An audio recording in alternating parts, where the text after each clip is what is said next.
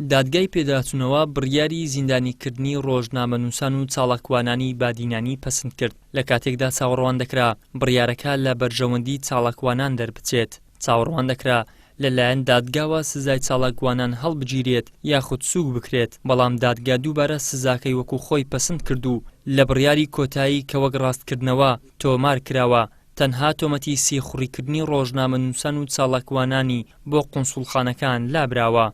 ئەو بۆ ئەوڕۆکە وەڵامی ئەو داواکاریەمان وەرگتەوە ئەویش کە لە 26 دەرچووە بە پەسەندکردنی ئەو بڕیارەی دادگای تاوانی دوی هەولێر واتە تەسبیتکردنی ئەو حکومەی کە لەسەر سزادەرەوانی بادینان دەرچووە تەسبیت کرا بە سزادانیان بۆ ماوەی 6 ساڵ بەوەرێکەکە. پێشترێک کە ناوی وان هاتووە ئەوانیان تۆمەتبار کرێکە گوایە جاسوسیان بۆ قونسوڵیەکان کردووە، ئێستا ئەویان لاداوە. بەداخەوە ئەوەی ئەمە دەبینین زوڵمێکی گەورەیە لەو چاڵەکوان و ڕۆژنامەنووسانە دەکرێت، چکە ئەوەی ئەمە بینیمان لە دۆسەکە خوێندمانەوە ئەوە ئەو سزای زۆرە کە لەسەریان تەسبێنراوە قانونی نییە. پەرلەمانتارانی ئۆپۆزیسیۆن لە پەرلەمانی کوردستان لەبارەی دوابڕیاری دادگای پێداچوونەوەی هەرێم ڕای دەگەێنن ئەوەی لە هەرێمی کوردستان دەگوزارێت بەرتەسکردنەوەی تەواوەتی ئازادیەکانە و کابینەی نوێمی حکوومەتیش بووە بە سیمبول و سیمای قۆڕخکاری و تاکڕەوی و پێشێلکردنی ئازادیەکانی ڕادەربڕین.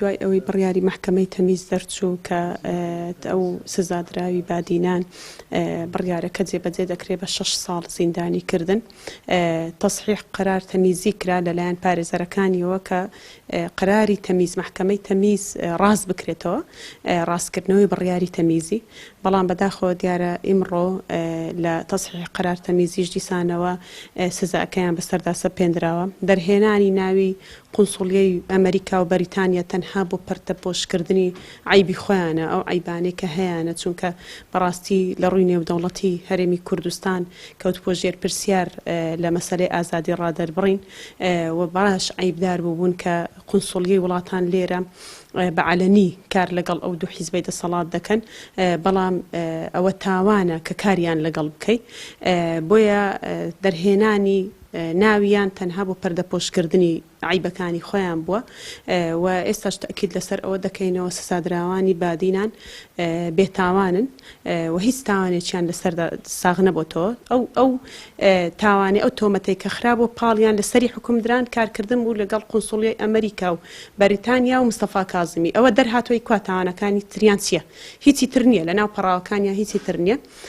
ئێمە لە ئێستاوە دەبێ فشارەکان لەسەر ئەوە بکەین کە سەرۆکی هەرێم دەسەڵاتی خۆی جێبەجێ بکە لێبوردنی تایبەت بۆ سەرجەم سزادراوی بادینان، ئەو 5 کەسەوە ئەو کەیسانی کە دەشهێن ئەگەر خوانە خواستە حکم بدرێن. ئەمە بڕیارێکی نادات پەروەرانەیە، بەداخەوە ئەمە بەرتەسکردنەوەی ئازادی ڕادەربڕینەوە. ئەمە ئەوە نیشانەدات کە لە ئێستادا دەسەڵاتی قەزایی دادگا و دادوەرەکان بەداخەوە لە ژێر هەژمونی حزبن و لە ژێر فشاری حزبن و ناتوانن لەم قالبە خۆیان دەرکەن کە ئەمە بەخراپ بەسەر هەرێمی کوردستان دەستچێتەوە و سومعی هەرێمی کوردستان لە کەدار دەکات، چونکە هەموو ئەو راپۆرتە نێو دەوڵەتیانەی کە باس لە ئازادی ڕادەربڕین و مافی مرۆڤ دەکەن هەرێمی کوردستان و دەسەڵاتی هەرێمی کوردستان بە پێشێلکردنی یاسا تۆمەتبار دەکەن.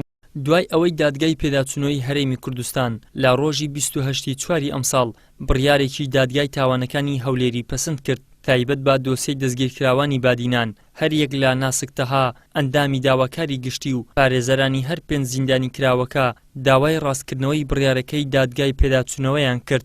دوجار لە بڕیاری کۆتایی دادگای پێداچوونەوەدا کە ڕۆژی 26 ئەمساڵ دەرچووە ڕایان گەیاندووە کە سزای 6 ساڵ زیندانیکردن گونجاوە بۆ ئەو 5 تۆمەتبارەی لە کەیسەکەدا هەن.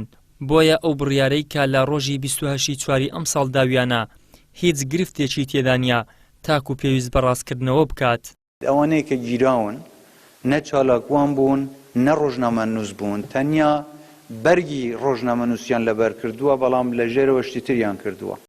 دوای بڕیاری دادگای پێداچوونەوە بە سەپاندنی 6 ساڵ زیندانی بەسەر 5 ڕۆژنامەنووس و چاڵەکوانانی بادینان، دوای ناڕەزایەتی بەرفراوانی ڕای گشتی هەرێمی کوردستان و نوێنەرایەتی قونسوڵخانەی وڵاتان و ڕێکخراوە نێودەوڵەتی و نێوخۆیەکانی بواری بەرگری مافی مرۆڤ و ڕۆژنامەنووسان دێت بەڕەتکردنەوەی سەپاندنی 6 ساڵ زیندانی کردن و داواکردنی هەڵوەشانەوەی بڕیارەکە. ئەمەش ئەوە دەردەخات کە حکوومەت و دەسەڵاتی دادوەری لەژێر هەیمەنەی حیزبی و شەخسیدایە گوێ بە هیچ کام لە ناڕەزایەتیەکان نادا و دوجار سزای زیندانیکردنی وەکو خۆی هێشتەوە.